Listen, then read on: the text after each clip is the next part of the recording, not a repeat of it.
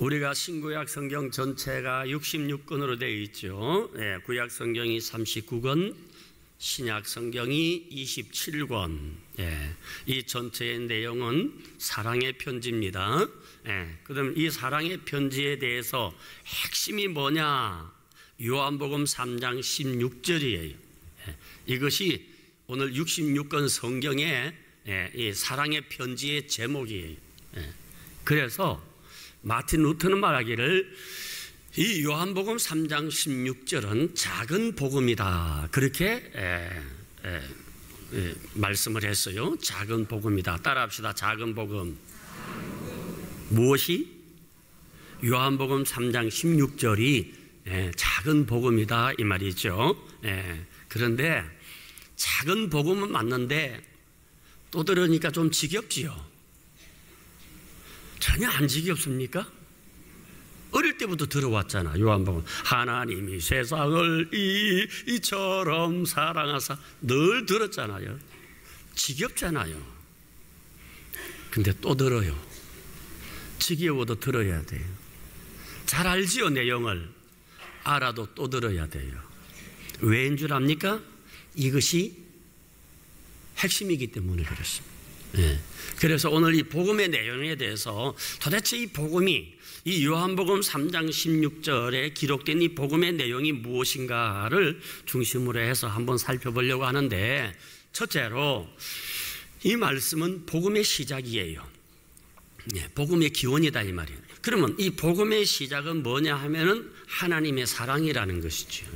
하나님이 세상을 이처럼 사랑하사, 그렇게 말씀했거든요. 그래서 이 복음은 언제 어떻게 시작이 되었느냐 하면은 하나님의 사랑으로 시작이 된 거예요. 오늘 여기 많은 분들이 교회에 나왔는데 왜 교회에 나왔어요? 예수 믿으니까. 그런데 예수를 믿으니까 교회에 나왔는데 두 종류의 교인이 있어요. 한 사람은 왜 예수 믿느냐? 무서워서 믿는 거예요. 무서워서. 하나님이 무섭고 지옥이 무섭고 내 인생의 미래가 무서우니까 그래서 하나님을 믿는 사람이 있어요. 또 한 사람은 사랑을 깨닫고 믿는 거예요. 그 하나님의 놀라운 사랑을 깨닫고 감격해서 나와서 찬양하고 예배드리는 사람이 있어요. 그런데 여기서 보세요. 하나님을 사랑해서 믿는 것이 아니고 무서워서 믿는다면은 이거는 복음 아니에요. 종교인이에요. 종교인. 그럼 여러분, 종교라고 하는 것은 뭐죠? 종교의 기원이 무엇입니까? 공포예요. 종교는 두려움에서 출발하는 거예요. 그래서 자연에 대한 두려움으로 종교가 시작이 되었고, 또 질병의 두려움 때문에 신을 찾게 된 것이고, 또 내 죽음이 무서워서 그래서 영생을 구하면서 종교라고 하는 기능을 의지하게 되는 거예요. 그래서 그 종교가 무엇인가? 안내자가 있어야 되지요. 그래서 이 종교는 반드시 교사가 있어요. 이러저러 하면 신을 만난다. 이러저러 하면은 당신은 그 문제를 해결받는다 하는 중간 매개체, 신의 대리자가 있다 이 말이에요. 그러나 복음은 그렇지 않아요. 복음은 예수 그리스도가 하나님이시거든요. 그러니까 우리가 이걸 잘 알아야 돼요. 그러면은 이런 복음이라고 하는 것은 뭐냐? 종교는, 일반적 종교는 공포와 두려움에서 시작했다면은 복음이라고 하는 것은 사랑에서 출발합니다. 그 사랑이 뭔가 선행적 사랑. 우리가 하나님 사랑한 것이 아니고 우리가 신을 사랑한 것이 아니라 하나님이 사랑하셔서 우리에게 오셨다는 것이죠. 그래서 요한 1서 4장 19절에 보면은 우리가 사랑하면 그가 먼저 우리를 사랑하셨음이라, 그렇게 말씀합니다. 그래서 하나님이 세상을 이처럼 사랑하사, 이렇게 표현하고 있거든요. 이처럼 사랑하사 무슨 뜻입니까? 아이들 표현으로 빌려서 말하자면은 하늘만큼 사랑했어, 땅만큼 사랑했다. 예, 그것이 이처럼 사랑했다. 그렇게 하는 거예요. 여러분 생각해 보세요. 누가 다른 사람을 위해서 대신 죽어요? 누가 원수를 사랑해서 자기 목숨을 내어놓을 수 있습니까? 그런데 하나님의 사랑은 그렇다는 거예요. 예. 그래서 이 로마서 8장에 보면은요, 하나님의 이 사랑을 스펙트럼처럼 이렇게 쫙 펼쳐놨어요. 예? 펼쳐놓고 있어요. 예, 로마서 8장 한번 30절 한번 보실까요? 예. 거기에 보면은요, 30절에 보면 하나님께서 영화롭게 하셨다. 예. 하나님께서 우리를 영화롭게 하셨다 말이에요. 예. 그리고 31절에 예? 할 말이 없다. 더 이상 할 말이 없다는 거예요. 왜 할 말이 없습니까? 너무 기쁠 때, 예? 너무 감격스러울 때는요, 잠깐 말을 탁 멈춥니다. 할 말이 없어집니다. 무엇이 그렇게 감격스럽습니까? 보세요. 원수된 나를, 죄인된 나를 만세전부터 부르셔서 부르신 나를 어렵다 하시고, 어렵다 하시고 난 다음 나를 영화롭게 해주셨다. 더 이상 무슨 말을 하겠느냐는 것이, 할 말이 없다는 거예요. 그리고 32절 보세요. 우리를 위해서 아들을 아끼지 않고 주셨다. 33절에 어렵게 하셨다. 34절에 우리를 위해서 강구해 주신다. 37절에 너희를 넉넉히 이기게 해 주신다.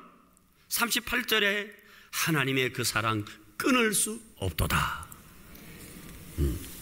여러분, 이 하나님의 사랑이, 그러니까 복음의 시작은 이런 사랑에서 출발하는 것이지 공포에서 출발하는 것이 아니에요.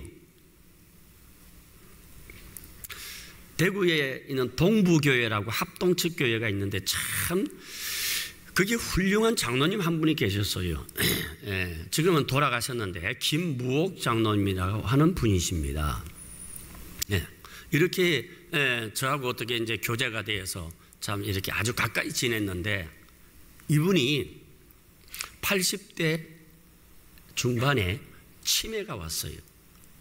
그래서 모든 걸 잊어버렸어요. 치매가 너무 심해가지고 병원에서 이제 입원해서 통제를 하고 있는데 연락이 왔어요. 권사님이, 목사님, 우리 장로님이 그만 치매가 와서 아무것도 모르고 잊어버렸는데, 목사님 좀 와주셔서 좀 기억을 좀 되찾게 좀 해주세요. 목사님 아마 보시면 알 거예요. 그래서 치매가 왔다는 소식을 듣고 제가 병원으로 달려갔지요. 달려가서 보니까 모습이 말이 아니에요. 네. 그래서 제가 반갑게 장로님 저 왔습니다. 그랬더니 저를 턱 쳐다보니 누구시오? 모른다는 거예요. 네. 제가 이런 얘기 저런 얘기해도 아무것도 기억을 하지 못하는 거예요. 네.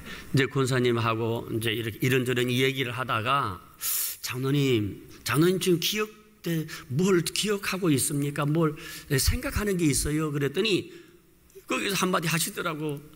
아직 교회 다 완공 안 됐어. 교회 아직 다 못 지었어. 그러시더라니까. 이 장로님이 군성교를 맡아가지고, 그래서 그 대구 지역에 있는 군인 부대에 가서 찾아가서 교회가 없으면은 이 교회 저 교회 다니면서 이제 헌금을 해서 이 교회 짓는 이런 사명이 있었어요. 그런데 그걸 기억하고 계시더라고. 교회가 아직 다 안 지어졌다는 거예요.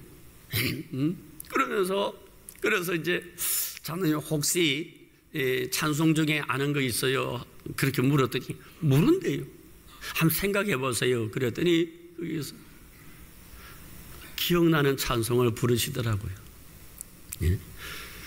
널 울어도 눈물로서 못 갚을 줄 알아. 몸밖에 드릴 것 없어 이 몸 드립니다 하면서 이 찬송을 부르시더라고요. 예. 그래서 제가 이제 기도를 해드리고 돌아와서 몇 달 후에 전화가 한 통 왔어요. 그 전화를 탁 받으니까 목사님, 나 김무옥 장로요. 목사님, 좀 보고 싶어요. 좀 내려오세요. 그래서 제가 막 달려갔지요. 세상에 말이요.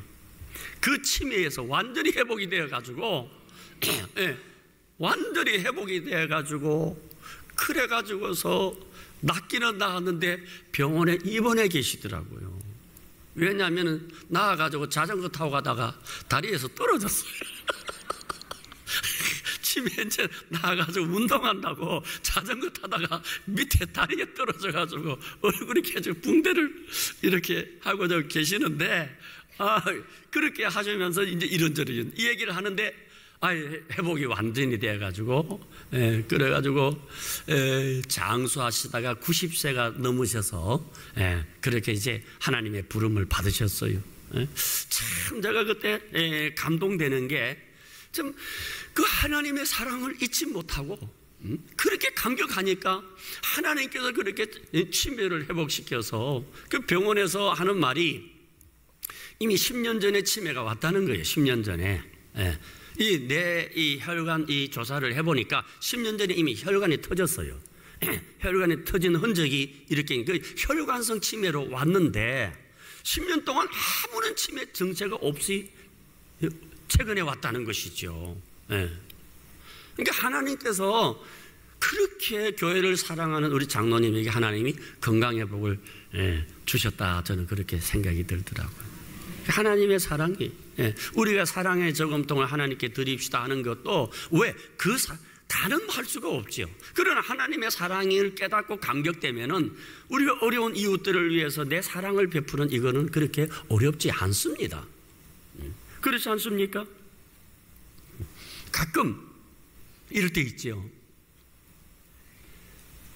우리가 신앙생활을 오랫동안 하다가 보면은 잘못된 죄를 지을 수 있어요. 씻을 수 없는, 상상을 초월하는, 다시는 되돌아보기 싫은 그런 끔찍스러운 죄를 지을 수 있어요. 그럴 때에 오는 절망감이 있죠. 그럴 때 오는 어떤 자괴감이라는 게 있잖아요. 아이고, 내가 예수 믿는다 해도 별 수 없어. 나는 인간 아니야. 그렇게 느껴질 수 있어요. 그런데 우리가 오늘 이 하나님 말씀을 통해서 잘 깨달으시기 바랍니다. 절대로 좌절하면 안 된다는 거예요. 오늘 말씀이 그거예요. 그런 환경이라도 절대로 절망하지 말고 낙심하지 말라는 거예요. 왜 그렇습니까? 나와 하나님과 원수 되었을 때도 아들을 주셨는데, 하나님 관계에서 원수 되었을 때도 하나님이 나에게 그 아들을 주셨는데 너희들에게 무엇을 못 주겠느냐? 하나님의 사랑을 끊을 수가 없는 거예요. 이것이 복음의 시작이다 이 말이에요. 믿습니까? 그래서 복음의 시작은 하나님의 사랑에서 출발하는 거예요. 그 다음에 또 한 가지 생각해 봅시다. 복음의 내용이 뭡니까? 따라합시다. 복음의 내용은 그리스도다. 예수 그리스도입니다. 3장 16절에 보면은 하나님이 세상을 이처럼 사랑하사, 두 번째는 독생자를 주셨으니, 하나님의 사랑은 우리에게 독생자를 주셨다는 거예요. 그게 예수 그리스도가 이 복음의 내용이에요.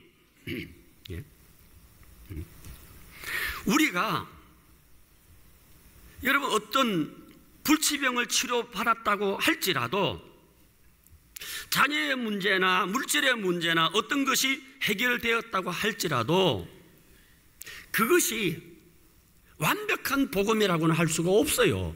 복음은 복음이지요. 그래서 우리가 잘 아는 여러분 설교자 로이드 존스 목사님이 그 설교 가운데 이런 말씀을 했어요. 나라가 억압 속에 있다가 독립이 되었다 할지라도, 인간의 삶이나 형편이 점점 나아졌다 할지라도 이 또한 복음 아니다. 모든 인간은 죽음과 지옥이 있기 때문에 그 어떤 것도 복음이 될 수 없다라고 했습니다. 그 복음이라고, 참된 복음이라고 하는 것은 오직 예수입니다. 예수 그리스도 말이에요. 그런데 그러면 이런 복음을 누가 줄 수가 있는가? 예수밖에 없어요. 그 예수님은, 그 우리에게 복음으로 오신 예수님은 어떤 분이신가? 종으로 오셨어요. 종이십니다. 우리에게 복음으로 오신 그분은 인간이십니다. 그래서 종의 모습으로 다 경험하셨고 인간의 문제를 다 경험하셨어요. 나사로의 죽음을 보고 우셨지요. 백부장의 믿음을 보시고 기뻐하셨지요. 십자가 앞에서 고민하시고 슬퍼하셨죠. 우리와 똑같이 마귀와 시험도 받으셨고 가룟 유다로부터 배신도 당하셨습니다. 예수님은 우리가 겪어야 할 모든 것을 겪으시고 다 경험하셨다 이 말이에요. 그러기 때문에 병든 자를 위로할 수가 있고 실패한 자에게 소망을 주실 수가 있고, 우리가 고통이나 시험 당할 때에도 주님은 그 모든 것을 다 아시고 우리의 문제를 해결하는 해결자가 되시는 것입니다.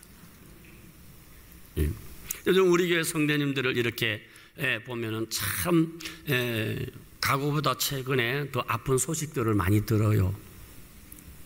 제가 목회하면서 가장 힘든 시절이 아닌가 그런 생각이 들어요. 너무나 많은 성도들의 아픈 소식을 들을 때에 참 목사로서 가슴이 아프지요. 그런데 해줄 게 없어요.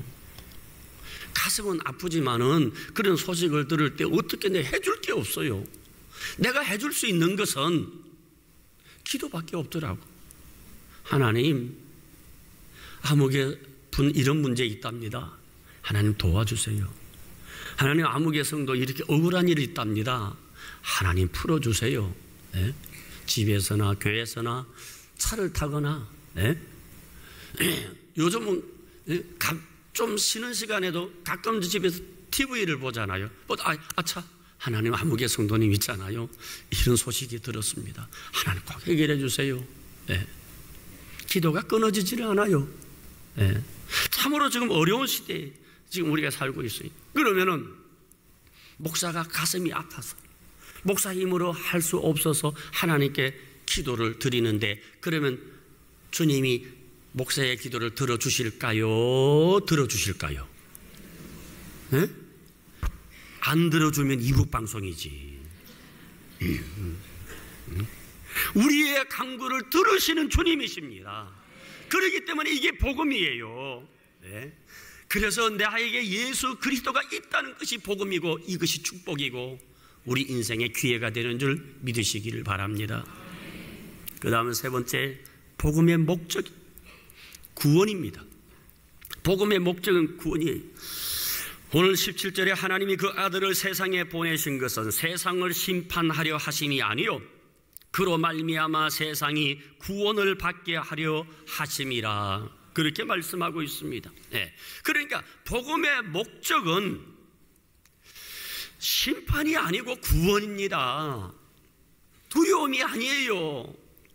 공포가 아니에요. 미국의 유명한 부흥사 D.L. 무디 아시죠? 이 D.L. 무디가 생전에 이런 간증을 했어요. 자기가 복음을 받아들이기 전에 자기 마음속에 공포의 괴물이 있었다는 거예요. 그게 뭐냐? 죽음이라고 하는 공포라는 거예요. 왜 그러냐 하면은 이 D.L. 무디가 자랐던 어릴 때 그 마을에는 한 가지 전통이 있었대요. 마을 사람이 죽으면은 그 사람의 나이에 맞게 종을 쳐준다는 거예요. 그래서 70에 죽으면 70번, 40에 죽으면 40번, 이렇게 종소리를 듣다가 보니까 막 죽음에 대해서 그냥 온몸에 그냥 이렇게 소름이 계속 듣다가 보니까 어릴 때에, 근데 어떤 경우에는 그 종이 10번만 치더라는 거예요. 자기보다 더 어린 아이들도 죽더라는 거예요. 그래서 이 죽음에 대해서 엄청 무서워했는데 예수님을 영접하고 난 다음에 보니까 주님께서 나를 믿는 자는 죽어도 살겠고 무릇 살아서 믿는 자는 영원히 죽지 아니하리라 하는 그 말씀이 자기 마음속에 들어오는 순간 사망으로부터 죽음으로부터 자유를 얻고 자기를 그렇게 두렵게 하고 무섭게 하던 죽음의 공포가 사라졌다고 하는 거예요. 네. 여러분, 우리가 이 세상에 살면서 여러분 가장 중요한 문제가 무엇이냐는 것이죠. 우리 인생에 살면서 가장 중요한 문제, 죽음의 문제예요. 그런데 세상에 여러분 어떤 종교도 죽음의 문제를 해결하지 못했어요.